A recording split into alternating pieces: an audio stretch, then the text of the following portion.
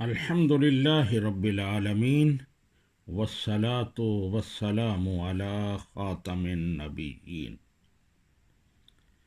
احباب، آج جو حدیث مبارک آپ کے سامنے پیش کر رہا ہوں، اس کا عنوان ہے شرک اصغر، چھوٹا شرک۔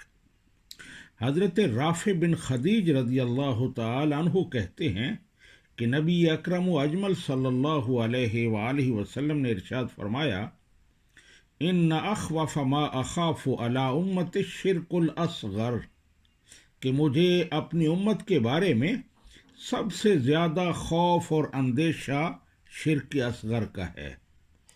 صحابہ کرام رضی اللہ تعالی عنہم نے عرض کی، یا رسول اللہ صلی اللہ علیہ وسلم، یہ شرک اصغر کیا ہے؟ آپ صلی اللہ علیہ وآلہ وسلم نے فرمایا کہ شرک اصغر سے مراد ریاکاری ہے۔ اللہ تعالیٰ جب قیامت والے دن لوگوں کو ان کے اعمال کا بدلہ دے گا تو ریاکاروں سے کہے گا، اذهبوا الى الذين كنتم تراؤون فاطلبوا ذلك عندهم، ان لوگوں کے پاس جاؤ جن کو دکھانے کے لیے تم عمل کیا کرتے تھے، پھر دیکھو وہ تمہیں کیا بدلہ دیتے ہیں۔ یہ حدیث مبارکہ المعجم الکبیر کی ہے اور اس کا نمبر ہے 4301۔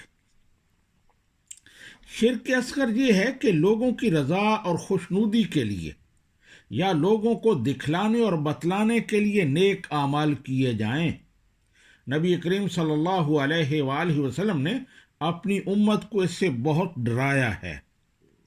شرک اصغر کا مرتکب دائرہ اسلام سے خارج نہیں ہوتا، لیکن شرک اصغر جو ہے یہ شرک اکبر کے بعد سب سے بڑا گناہ ہے۔ اللہ سبحانہ و تعالی ہمیں ریاکاری اور دکھاوے سے محفوظ رکھے۔